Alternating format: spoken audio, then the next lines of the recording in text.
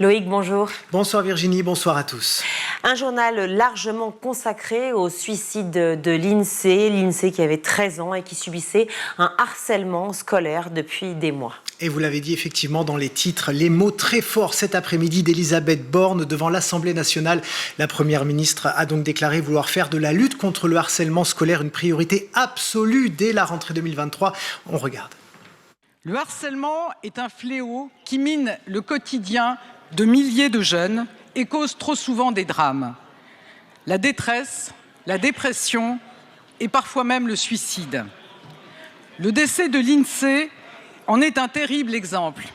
Et je veux ici dire toute ma solidarité et mon soutien à sa famille et à ses amis. Mais nous devons aller plus loin. Nous allons faire de la lutte contre le harcèlement la priorité absolue de la rentrée 2023. Rappelons qu'une enquête judiciaire ainsi qu'une enquête administrative sont toujours en cours pour déterminer les responsables de ce drame. Et hier, les parents de l'INSEE ont rencontré le ministre de l'Éducation, Pape Ndiaye, mais à la sortie de cette entrevue, ils étaient clairement déçus. Moi, je ne l'ai pas trouvé sincère en fait. Donc, j'attends que les choses bougent, j'attends de voir des actes. Donc, il doit nous tenir informés de ce qui va se passer toutes les semaines. J'attends de voir. Pape Ndiaye qui était l'invité de France Info ce matin et qui a fait une série d'annonces pour renforcer la lutte contre le harcèlement scolaire. Il en a d'abord dit davantage sur la teneur de cet entretien avec la famille de l'INSEE en expliquant qu'il leur avait exprimé ses condoléances et son émotion. Le ministre a parlé d'échec collectif et leur a détaillé les prochaines mesures qui seront mises en place pour lutter contre ce fléau.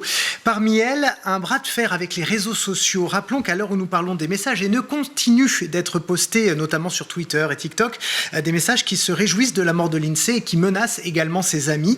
Il y a même un compte Instagram qui s'intitule « L'INSEE est enfin morte ». On va écouter Pape Ndiaye.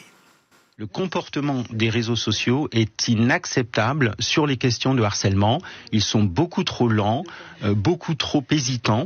Nous demandons, et je vais le faire avec le ministre de l'Intérieur, avec le garde des Sceaux, avec le ministre du Numérique, que les réseaux sociaux saisissent ce sujet à bras-le-corps et agissent de manière à bloquer les messages insultants, les messages dégradants qui circulent et qui font tant de mal à notre jeunesse. Je propose par exemple qu'il y ait une petite icône sous les messages, de manière à ce que instantanément on puisse cliquer sur la petite icône et signaler un message violent de nature...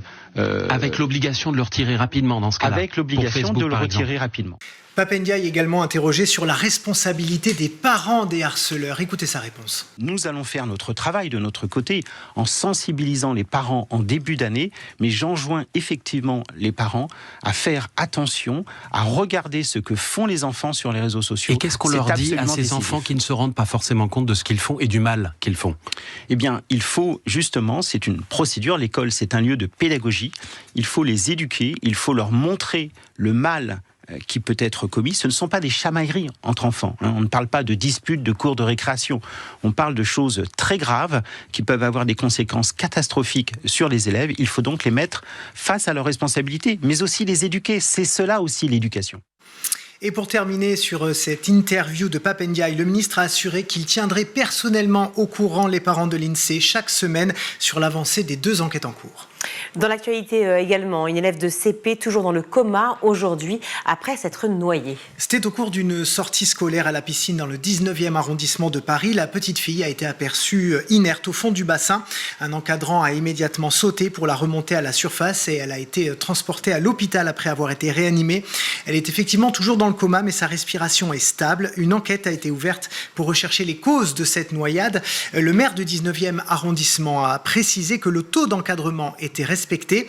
Selon lui, les enfants étaient accompagnés par les 3 maîtres de la classe, 2 professeurs de la ville de Paris, 2 éducateurs municipaux et 2 maîtres nageurs sauveteurs du gestionnaire de la piscine. On pense évidemment à la famille. On termine avec les cantines scolaires et la présence de grands lobbies agroalimentaires au sein d'un groupe de travail sur la refonte des menus. Et oui, c'était une promesse du gouvernement, une mise à jour des dispositions prises en 2011 sur le sujet. Il faut se rappeler qu'à l'époque, les choix réalisés avaient été très critiqués puisqu'orientés par certains lobbies agroalimentaires. Le ministère a donc annoncé la mise en place d'un groupe de travail pour revoir le schéma nutritionnel des enfants et dit avoir écarté tout expert en lien avec une activité économique, mais c'est faux. Selon un document que se sont procurés nos confrères de France Info, ce groupe est bel et bien composé de nutritionnistes indépendants, mais aussi de représentants de lobbies, ceux de l'agriculture, de la viande ou du lait par exemple. Les observateurs dénoncent ces nominations et même si des acteurs de la société civile sont représentés comme Greenpeace, eh bien ils ne le sont pas autant que ces syndicats professionnels. Ce groupe de travail est donc chargé d'élaborer un décret pour fixer le contenu des assiettes de nos enfants et beaucoup ont peur qu'au final, il n'y ait aucune évolution. Merci beaucoup Loïc.